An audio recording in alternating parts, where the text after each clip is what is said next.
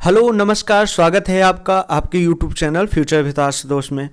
उम्मीद कर रहा हूँ आपने वीडियो चैनल को सब्सक्राइब कर दिया होगा। जैसा कि आपको बताया हूँ कि मैं ज्योग्राफी, हिस्ट्री और पॉलिटी एक साथ चल रहा है। पॉलिटी और ज्योग्राफी मैप इस पे वाइट बोर्ड पे चल रहा है और मैं इसको आपको ऑन स्क्रीन पढ़ाने की कोशिश कर रहा हूँ हिस्ट्री में।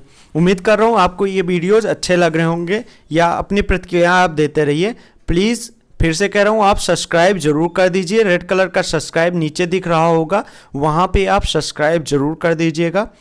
चलिए वीडियो स्टार्ट करते हैं। आज का जो टॉपिक है राजा, किसान और नगर। ये चैप्टर का नाम है राजा, किसान और नगर। ये देखिए चैप्टर 2 है एनसीईआरटी का। चैप्टर 1 कंप्लीट हो गया है। ये कब से 600 ईसा पूर्व से लेके 600 ईस्वी की बात करेंगे हम इसमें। चलिए स्टार्ट करते हैं। प्रिंसिपे और प्रियदर्शी। भारतीय अभिलेख में, थोड़ा बड़ा करते हैं, भारतीय अभिलेख में एक उल्लेखनीय प्रगति 1830 के दशक में हुई। 1830 के दशक में हुई जब ईस्ट इंडिया कंपनी के एक अधिकारी जेम्स प्रिंसिपे ने ब्राह्मी और खगोष्ठी लिपि का अर्थ निकाला। इन्होंने ब्राह्मी और खगोष्ठी लिपि को पढ़ के समझा किस प्रकार से ये इसको समझने की इन्होंने कोशिश किया। ठीक है। और उसके बाद कहानी कुछ ऐसी हुई। खगोष्ठी लिपि के बारे में जानते होंगे कि ये उल्टी लिखी जाती है। जैसे हम लोग दाएं से बाएं लिखते हैं, जैसे हिंदी भाषा को बाएं से दाएं लिखा जाता है, इस प्रकार कुछ लिखा जाता है। जैसे ये इधर लेफ्ट टू राइट लिखा जाता है, वैसे खगोष्ठी लिपि को राइट टू लेफ्ट लिखा जाता है, जैसे उर्दू लिखा जाता है। ठीक है। इन लिपियों का उपयोग सबसे पहले आरंभिक अभिलेखों और सिक्कों में किया गया था। प्रिंसिपे ने पता किया कि अधिकांश अभिलेख व सिक्के प्रियदर्शी यानी मनोहर मुखाकृत वाले राजा के नाम पे थी। कोई प्रियदर्शी राजा के नाम पे थी। प्रियदर्शी एक राजा का नाम हो सकता है या कुछ भी हो सकता है। ये प्रियदर्शी अशोक भी लिखा करते थे अपने आप को। ठीक है, आप कंफ्यूज मत होइएगा, अशोक के बारे में ही बात नहीं हो रही है, और सारे भी आ रहे। कुछ अभिलेखों पर राजा का नाम अशोक भी लिखा रहता था। जैसे कुछ अभिलेखों पे राजा का नाम अशोक भी लिखा रहता था, कुछ में नहीं लिखा जाता था। बौद्ध ग्रंथों के अनुसार अशोक सर्वाधिक प्रसिद्ध शासकों में से एक था। अशोक कौन था? अशोक मौर्य काल का सम्राट था। मौर्य काल पे आया था। मौर्य काल की स्थापना किसने की थी? चंद्रगुप्त मौर्य ने स्थापना की थी। उसके बाद ये तीसरा, उसका वंशज का तीसरा था, सर्वाधिक प्रसिद्ध था। इसके बारे में कहानी आपको बाद में जब हिस्ट्री वैसे पढ़ाएंगे, वाइट बोर्ड पे पढ़ाएंगे, तब आपको सुनाएंगे इसकी कहानी। आरंभिक भारत में राजनीतिक इतिहास के अध्ययन को नई दिशा मिली, क्योंकि भारतीय और यूरोपीय विद्वानों ने उपमहाद्वीप पर शासन करने वाले प्रमुख राजवंशों की वंशावली को पुनर्रचना के लिए विभिन्न भाषाओं के लिखे अभिलेखों और ग्रंथों का उपयोग किया। अब क्या था, प्रियदर्शी ने खोज दिया, प्रिंसिपे ने खोज दिया ये खगोष्ठी लिपि, और ये 2-3 जो लिपियां थी इनके बारे में इन्होंने बढ़िया से अध्ययन करके खोज दिया। अब खोजने के बाद ये हुआ कि अब हमको जो ग्रंथ थे, जो साहित्य मिल रहे थे, जो स्रोत थे, वो बढ़ गए। हमारे पास स्रोतों की संख्या बढ़ गई। अब हम एक ऑथेंटिक लेख को पढ़ के इतिहास की वंशावली को सुधारने लगे। ठीक है। उपमहाद्वीप का इतिहास का एक सामान्य चित्र तैयार हो गया। ठीक है, सामान्य सा चित्र तैयार हो गया। राजनीतिक इतिहास के संदर्भ की ओर लगाया गया या छानबीन करने की कोशिश की गई। क्या राजनीतिक परिवर्तन और आर्थिक और सामाजिक विकासों के बीच कोई संबंध था? अब ये खोजने का प्रयास कर रहे हैं कि क्या ये राजनीतिक आर्थिक संबंध जो थे इनके राजनीतिक परिवर्तन में, इनका क्या समाज पर प्रभाव पड़ता था? लेकिन संभवतः सीधे संबंध हमेशा नहीं थे। ठीक है। प्रारंभिक राज 16 महाजनपद थे। 16 महाजनपद हुआ करते थे। 16 महाजनपद हुआ करते थे, उसमें सबसे बड़ा मगध था। ठीक है। 16 महाजनपदों का नाम यहाँ पे लिखा गया है। आप ये यहाँ पे दिया गया 16 महाजनपदों के नाम: सूरसेन, कुरु, पांचाल, कौशल, काशी, वत्स, चेदी, अवंती, मल्ल, मगध, बज्जी, अंग, वंग। ठीक है, ये 16 महाजनपद हैं। इसको आपको तैयार भी करना है। अगर आप किसी छोटी परीक्षा की तैयारी कर रहे हो, जैसे एसएससी बैंक से नीचे भी तैयारी कर रहे हो, तो आपके लिए इसको बाय नेम और इसकी राजधानियां आपको याद करनी पड़ेगी। ठीक है, अगर आप सीटेट वगैरह दे रहे हो तो इसमें तो आ ही जाता है। ठीक है, आपको याद करना पड़ेगा। यूपीएससी में भी कभी कभार आ जाता है, मिलान के लिए कभी कभार आता है, बहुत ज़्यादा नहीं आता, इस तब भी याद करना आपको चाहिए। आरंभिक भारतीय इतिहास में 6ठी शताब्दी ईसा पूर्व को एक महत्वपूर्ण परिवर्तन काल माना जाता है। किसको कह रहे हैं? 6ठी शताब्दी ईसा पूर्व को।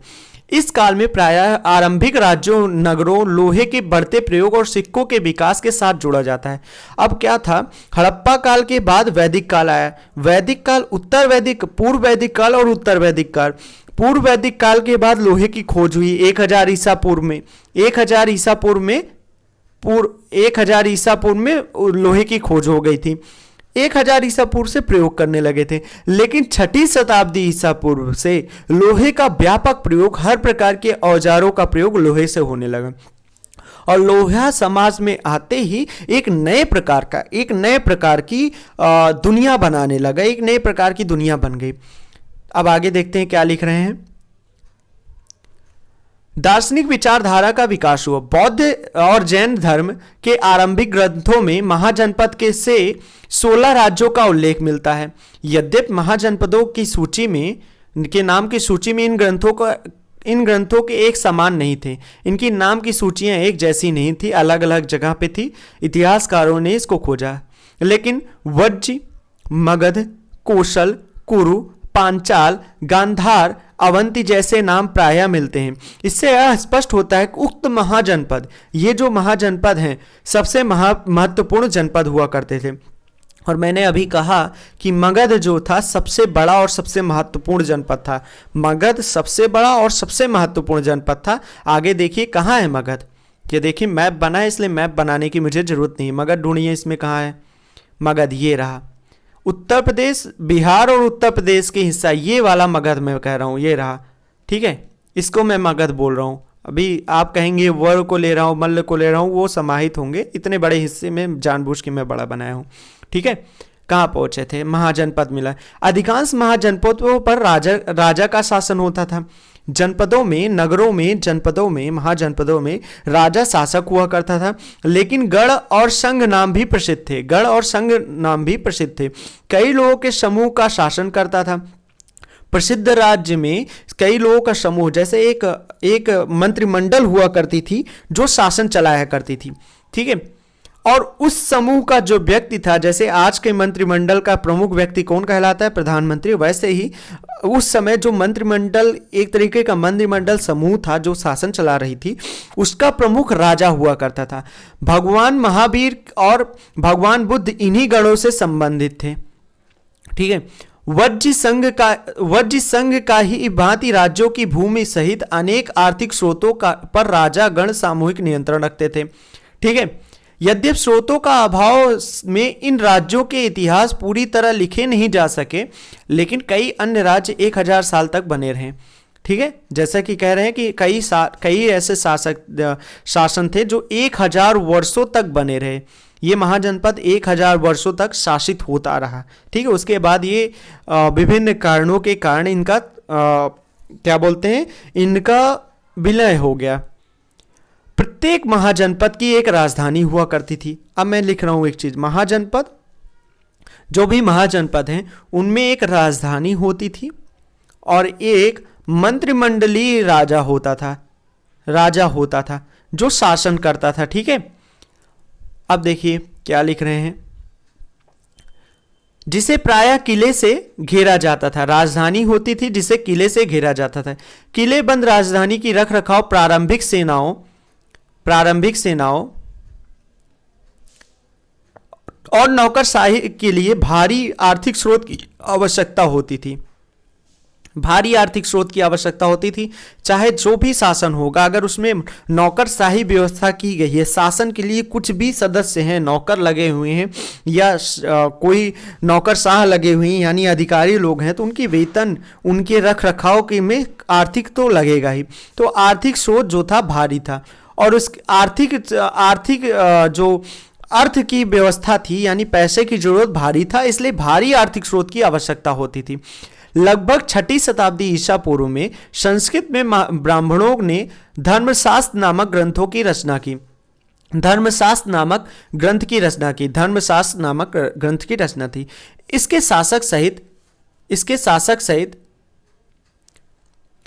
शासक सहित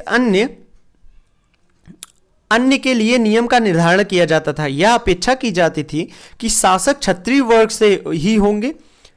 क्या था, व्यवस्था ऐसी होती थी कि जो शासक होता था, शासक हमेशा क्षत्रिय वर्ग से ही रखा जाता था, क्षत्रिय होता था, क्षत्रिय, ठीक है। और जो ब्राह्मण होता था, ब्राह्मण या पुरोहित, वो ब्राह्मण वर्ग का होता था, ठीक है। वैश्य जो होते थे, वैश्य जाति का समझ लीजिए कि जैसे सोनार हुए या फिर लोहार हुए, ये सब वैश्य प्रजाति होते थे। और जो सेवक वर्ग हुआ करता था, जो सेवा करते थे, जो सेवाएं करते थे, उनको शूद्र बोला जाता था। शासन का काम व्यापारी और शिल्पकारियों, शासकों का काम था व्यापारी और किसानों, व्यापारी शिल्पकारों से कर वसूलना और भेंट वसूलना था। क्या वनवासी और चरगाहों से भी कुछ कर के रूप में लिया जाता था? बिल्कुल लिया जाता रहा होगा। चरगाहों का तो नहीं, लेकिन वनवासियों से भी ले लेते थे। हमें इतना तो पता है कि संपत्ति जुटाने का एक वैध उपाय पड़ोसी राज्यों के आक्रमण करके धन इकट्ठा करना भी माना जाता था। कह रहे हैं कि शासन जो था, शासन में धन को इकट्ठा करने का एक वैध उपाय, वैलिड रीजन कह दूं या ये कह दूं कि एथेंटिक रीजन था कि बगल वाले पे आक्रमण कर दो, बगल वाले शासक पे आक्रमण कर दो और उनकी संपत्ति को लूट लेना भी आर्थिक एक बहुत बड़ा आर्थिक स्रोत था। धीरे धीरे कुछ राज्यों ने अपनी अस्थायी सेनाएं और नौकरशाही तंत्र की स्थापना कर दी। अब क्या था, आप तो गए लूट लिए, आपसे भी कोई लूट सकता है, इसलिए आपको नौकरशाही और बढ़ानी पड़ेगी, अस्थायी सेनाएं रखनी पड़ेंगी। बाकी राज्य भी उनकी सहायता और सेना पर निर्भर रहते थे और प्रायः कृषक वर्ग को नियुक्त किया जाता था। जो सेना होती थी, सेना यानी सैनिक होते थे, वो किसान हुआ करते थे, किसान। ये प्रथा अंग्रेज के टाइम तक ही चलती रही कि किसान ही हमेशा सैनिक हुआ करते थे, ठीक है। उसकी कहानी आगे बताएंगे। 16 महाजनपदों में प्रथम मगध की बात के पहले 1 मिनट ऊपर फिर से देख लेते हैं, कुछ दिया गया था। ये देखिए, अभिलेख के बारे में दिया गया। अभिलेख क्या होते हैं? अभिलेख उन्हें कहते हैं, यहाँ पे अगर मैं कहूँ अभिलेख क्या होते हैं, अभिलेख उन्हें कहते हैं जो पत्थर धातु या मिट्टी के बर्तन जैसे कठोर सतह पर खुदे होते हैं।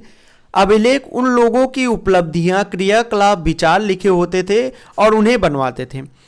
इनमें राजाओं के क्रियाकलाप, महिलाओं और पुरुषों को द्वारा धार्मिक संस्थाओं को दिए गए दान का ब्यौरा, यानी अभिलेख एक प्रकार का स्थायी प्रमाण होता था। देखिएगा, पॉइंट देखिएगा, स्थायी प्रमाण की बात करें, स्थायी प्रमाण होता था। कई अभिलेखों में इनके निर्माण की तिथि भी खुद ही रहती थी। जिन पर तिथि नहीं लिखती थी उसका काल निर्धारण करना पुरालिपि या लेखन शैली के आधार पर काफ़ी सुस्पष्टता से किया जा सकता है, यानी लिखावट के आधार पर। जैसे एक उदाहरण लूँ, एक मैं छोटा सा उदाहरण, इससे रिलेटेड तो नहीं है लेकिन आप समझ सकते हो। जैसे मैं लिख रहा हूँ का लिख रहा हूं और ये लिख रहा हूं का, और पहले जब मैं बचपन में था तो मैं 2 गोला ऐसे कुछ का लिखा था। तो मेरी अगर लिखावट को ध्यान दीजिए तो इसमें आप समझ सकते हो कि सबसे पहले जब लिखना सीख रहा था तब लिखा होगा, उसके बाद ये आज के समय में कुछ ऐसा लिखने लगा हूं। इससे काल निर्धारण किया जा सकता है कि लिखावट के आधार पे आप काल निर्धारण कर सकते हैं कि चाहे वो बच्चे का हो, चाहे वो राजा का हो, चाहे अलग अलग समय का हो, ठीक है। इसमें लिखा गया है 250 ईसा पूर्व में आ को इस प्रकार लिखा जाता था, आ को ऐसे लिखते थे, और 500 ईसा पूर्व में आ को इस प्रकार लिखा जाता है। इस प्रकार से वो काल निर्धारण कर सकते हैं। चलिए आइए अब देखते हैं मगध के बारे में। मगध, जैसे मैंने बताया, मगध सबसे महत्वपूर्ण और सबसे बड़ा राज्य महाजनपद था। 6ठी से 4ठी शताब्दी ईसा पूर्व में मगध आधुनिक बिहार, पूरा आधुनिक बिहार ले लो और थोड़ा सा उत्तर प्रदेश भी ले लो, आधुनिक बिहार सबसे शक्तिशाली महाजनपद था, सबसे शक्तिशाली महाजनपद बन गया। आधुनिक इतिहासकार इसके कई कारण बताते हैं। यह भी कि मगध क्षेत्र में खेती की उपज खास थी। जहां उपज अच्छी होगी वहां पर राजस्व अधिक होगा, राजा की वसूली अधिक होगी, और जहां पे धन अधिक होगा, वसूली अधिक होगी, वहां का राजा हमेशा शक्तिशाली होगा। ठीक है, हमेशा शक्तिशाली होगा। वही अच्छी फसल हुआ करती थी, बोल रहे हैं। लोहे की खादानें यहाँ पे पाई जाती है झारखंड में। झारखंड में लोहे की खादानें पाई जाती थी, जिससे ये अच्छे अच्छे आसानी से उपलब्ध होने वाले उपकरण और हथियार इनमें बन जाते थे। ठीक है, जंगली क्षेत्र में हाथी की उपलब्धता, हाथी भारी सामान करता था, जो सेना का एक महत्वपूर्ण भाग था और भारी सामान भी करता था। साथ ही गंगा और उपनदियों की आवागमन रास्ता सुलभ कर देते थे। लेकिन आरंभिक जैन और बौद्ध लेखकों ने मगध की महत्ता का कारण विभिन्न शासकों की नीतियों को बताया। अब यहाँ पे देखिएगा, जैन और बौद्ध लेखक जो थे उन्होंने कहा कि ये मगध क्यों महत्वपूर्ण बना, क्योंकि यहाँ पे जने पले बड़े राजा जो थे, जो भी राजा थे, वो एक महत्वपूर्ण रीति उनकी नीतियाँ, उनके शासन करने की प्रणाली बहुत ही अच्छी थी। इस वजह से मगध बहुत ही अच्छा राज्य बना। ठीक है, इन लोगों के अनुसार बिंबिसार, अजातशत्रु, महापद्मनंद जैसे प्रसिद्ध राजा अत्यंत महत्वाकांक्षी शासक थे। उनके मंत्री की नीतियां उनकी नीतियां लागू करते थे। प्रारंभ राजगाह, आधुनिक बिहार की राजगीर नाम से जाना जाता है, मगध की राजधानी थी। यह रोचक बात यह है कि इस शब्द का अर्थ राजाओं का घर होता है। राजगाह मतलब राजगाह मतलब राजाओं का घर होता था। पहाड़ियों के बीच में बसा यह राजगाह एक किलेबंद शहर का था। बाद में 4वीं शताब्दी ईसा पूर्व में पाटलिपुत्र को इसकी राजधानी बनाया गया। कब बनाया गया, ये क्वेश्चन आपके आ सकता है पेपर में। कब बनाया गया? पाटलिपुत्र यानी आधुनिक पटना को 4वीं शताब्दी ईसा पूर्व में मगध की राजधानी बनाएगी, जिसे अब पटना के नाम से जाना जाता है, जिसके गंगा के रास्ते से आने वाले महत्वपूर्ण अवस्थिति थी। ठीक है, ये महत्वपूर्ण बात है। चलिए, एक आरंभिक साम्राज्य। मगध के विकास के साथ साथ मौर्य साम्राज्य का उदय और चंद्रगुप्त मौर्य ने मौर्य साम्राज्य का उदय किया। और किसके नेतृत्व में? उनका एक मंत्री था जिनका नाम था चाणक्य, जिन्होंने अर्थशास्त्र नामक बुक की रचना की थी। उनके नेतृत्व में मगध में एक शक्तिशाली वंश मौर्य वंश का स्थापना हो, मौर्य साम्राज्य का स्थापना हो। मौर्य साम्राज्य के संस्थापक चंद्रगुप्त मौर्य लगभग 321 ईसा पूर्व का शासनकाल पश्चिमोत्तर के अफगानिस्तान और बलूचिस्तान तक फैला हुआ था। उनके पौत्र अशोक ने जिन्हें आरंभिक भारत का सर्वप्रसिद्ध शासक कहा जाता है, कलिंग पर विजय प्राप्त किया था, आधुनिक उड़ीसा का। चलिए एक छोटा सा मैप बना रहा हूँ। चलिए एक मैप बना के आपको समझाने की कोशिश करता हूँ।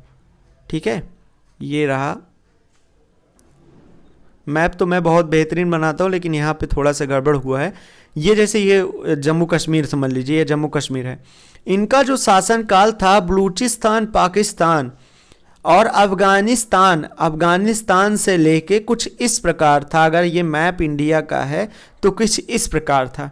ठीक है, मैप अच्छे से नहीं बन पाया, इसलिए बाद में समझा दिया जाएगा, या मैप होगा इसमें तो। हाँ, ये रहा इनका शासनकाल, देख लीजिए आप। इनका शासनकाल कुछ इस प्रकार था मौर्य का। ये रहा, मेरे लाल पेन को देखिएगा, यहाँ से कुछ इस प्रकार था। चंद्रगुप्त मौर्य का शासनकाल कुछ इस प्रकार था। ठीक है, चलिए आगे देखते हैं कहाँ थे। मौर्य वंश के बारे में प्राप्त जानकारी। मौर्य साम्राज्य के इतिहास की रचना के लिए इतिहासकारों ने विभिन्न प्रकार के स्रोतों का उपयोग किया, जिसमें पुरातात्विक प्रमाण भी शामिल थे, विशेषतः मूर्तिकला। मौर्यकालीन इतिहास में पुनर्निर्माण हेतु समकालीन रचनाएं भी मूल्यवान सिद्ध हुई, जैसे चंद्रगुप्त मौर्य के दरबार में आए यूनानी दूत मेगास्थनीज ने, जिन्होंने इंडिका नामक बुक लिखी थी। मेगास्थनीज का इंडिका बहुत ही इंपॉर्टेंट है मौर्य साम्राज्य को जानने के लिए। इंडिका और अर्थशास्त्र, एक बुक है अर्थशास्त्र, जिसे चाणक्य ने रचना किया था, जिसे चाणक्य ने रचना किया, चाणक्य द्वारा, कौटिल्य या चाणक्य ने रचना किया था, जो चंद्रगुप्त मौर्य के मंत्री थे। साथ ही मौर्य साम्राज्य का परिवर्ती जैन बौद्ध पौराणिक ग्रंथों और संस्कृत वाङ्मय में भी मिलता है। यद्यपि उक्त साक्ष्य बड़े उपयोगी हैं, लेकिन पत्थरों और स्तंभों पर मिले अशोक के अभिलेख प्रायः सबसे मूल्यवान स्रोत हैं। अशोक ने एक एक चीज़ को लिखाया था और अशोक के बारे में जानना बहुत ही आसान हो गया उनके मूल्यवान स्रोत के वजह से। अशोक वह पहला सम्राट था जिसने अपने अधिकारियों और प्रजा के लिए संदेश को प्राकृतिक पत्थरों और पालिश किए हुए स्तंभों पर लिखवाए थे। पहला सम्राट था जिसने अपनी संदेश को पत्थरों पर लिखाया और उसको स्तंभ बनवा के उस पर लिखवाया या उसको कहीं पे स्थापित किया है। ठीक है, उसके बहुत सारे स्तंभ हैं। अशोक ने अपने अभिलेखों के माध्यम से धम्म का प्रचार किया। धम्म क्या है? एक प्रकार का धर्म है। इसमें बड़ों के प्रति आदर, सन्यासियों और ब्राह्मण के प्रति उदारता, सेवक और दासों के साथ उदार स्वभाव और दूसरों के धर्मों और परंपराओं का आदर करना शामिल था। धम्म जो था सभी धर्मों को समान आदर देता था, सभी को समान आदर, सभी के प्रति समान, ये मानवता की एक तरीके का धम्म जो था वो मानवता वाला धर्म था। सीधी बात कहूं, मानवता की सीख देते थे अशोक। साम्राज्य का प्रशासन। मौर्य साम्राज्य के 5 प्रमुख राजनीतिक केंद्र थे। राजधानी पाटलिपुत्रा और 4 प्रांतीय केंद्र तक्षशिला, उज्जैनी, तैसली, सुवर्णगिरी, ये 4 थे। ये इंपॉर्टेंट है, अगर आ भी सकता है आईएएस में। ठीक है, आईएएस पीसीएस में आ सकता है, इसलिए ये इंपॉर्टेंट हो जाता है। यदि हम इन अभिलेखों का परीक्षण करें तो पता चलता है कि आधुनिक पाकिस्तान के पश्चिमोत्तर सीमांत प्रांत से आंध्र प्रदेश, उड़ीसा, उत्तराखंड के हर स्थान पर ऐसे संदेश उत्कीर्ण किए गए। क्या इतने विशाल साम्राज्य की प्रशासनिक व्यवस्था समान रही होगी? इतिहासकार अब भी यह निष्कर्ष निकालने में असमर्थ हैं। साम्राज्य में शामिल बड़े क्षेत्र बड़े विविध भिन्न प्रकार के थे, जहां जैसे अफगानिस्तान के पहाड़ी क्षेत्र, उड़ीसा के तटवर्ती क्षेत्र में जमीन आसमान का फर्क है। संभवतः सबसे प्रबल प्रशासनिक नियंत्रण साम्राज्य की राजधानी और उसके आसपास के प्रांतीय केंद्रों पर होते थे। इन केंद्रों का चयन बड़े ध्यान से किया जाता था। तक्षशिला और उज्जैनी दोनों लंबी दूरी वाले महत्वपूर्ण व्यापारिक मार्ग पर स्थित थे, जबकि सुवर्णगिरी अर्थात सोने का पहाड़ कर्नाटक के सोने के खादान के लिए उपयोगी था। ये इंपॉर्टेंट है, आपसे पूछ सकते हैं कि मौर्य काल में सोने की खादान के लिए कौन सा क्षेत्र सबसे प्रसिद्ध था, तो ये क्वेश्चन आपको आ सकता है, शायद आया भी होगा पीसीएस वगैरह में, मेरे ध्यान में नहीं है अभी कि आया था कि नहीं आया था। चलिए आगे देखते हैं। साम्राज्य के संचालन के लिए भूमि और नदियों दोनों मार्गों का आवागमन अत्यंत आवश्यक था। राजधानी से प्रांतों तक कई सप्ताह या कई महीनों तक समय लगता था। इसका अर्थ यह है, यात्रियों के लिए खान पान की व्यवस्था, उनकी सुरक्षा की निगरानी करनी पड़ती थी। यह स्पष्ट प्रतीत होता है कि सेना सुरक्षा का एक प्रमुख माध्यम रही होगी। मेगास्थनीज ने सैनिक गतिविधियों के संचालन के लिए एक समिति और 6 उप समितियों का उल्लेख किया है। मेगास्थनीज ने एक समिति और 6 उप समिति का सैनिक के लिए मेगास्थनीज ने सैनिक की गतिविधियों को संचालन के लिए एक समिति और 6 उप समितियों का उल्लेख किया है। इसमें से एक का काम नौसेना का संचालन करना था, ठीक है, और दूसरी का यातायात, खान पान का नियंत्रण, तीसरी का काम पैदल सैनिक संचालन, चौथी का अश्वारोही और 5वीं का अस्लारोही, 6ठी का काम हाथियों का संचालन करना था। दूसरी उपसमिति का दायित्व विभिन्न प्रकार का था। उपकरणों को ढोने के लिए बैलगाड़ियां की व्यवस्था, सैनिकों को भेजने के लिए जानवर और भोजन, जानवरों के लिए चारे आदि था। अशोक ने अपने साम्राज्य को अखंड बनाए रखने का प्रयास किया। इसके लिए उन्होंने धम्म का प्रचार किया। जैसे कि हमने ऊपर भी पढ़ा है, धम्म के सिद्धांत बहुत ही साधारण और सार्वभौमिक थे। मैंने कहा ना, धम्म मानवता की सीख देता था। अशोक के अनुसार धम्म के माध्यम से लोगों का जीवन इस संसार और इसके बाद के संसार में अच्छा होगा। धम्म के प्रचार के लिए धम्म धम्म महामत नाम के विशेष अधिकारी का नियुक्त होता था। ये इंपॉर्टेंट चीज़ है, धम्म महामत नाम का अधिकारी होता था। अब ये पॉइंट देखिए, वीडियो लंबा हो रहा है इसलिए अब ये चीज़ें नेक्स्ट वीडियो में चलेगा, नेक्स्ट पार्ट में, ठीक है। उम्मीद कर रहा हूँ अच्छा लगा है तो सबके साथ शेयर करिए और सपोर्ट करिए फ्यूचर विथ आशुतोष को। और हमारे पेज को भी लाइक करिए, future with Ashutosh Facebook page है, आप वहाँ जाइए, वहाँ पे भी आपको सेम चीज़ें मिलेंगी, सारी चीज़ें फ्यूचर विथ आशुतोष नाम से हैं, वहाँ पे भी आप अपना प्यार दीजिए। धन्यवाद।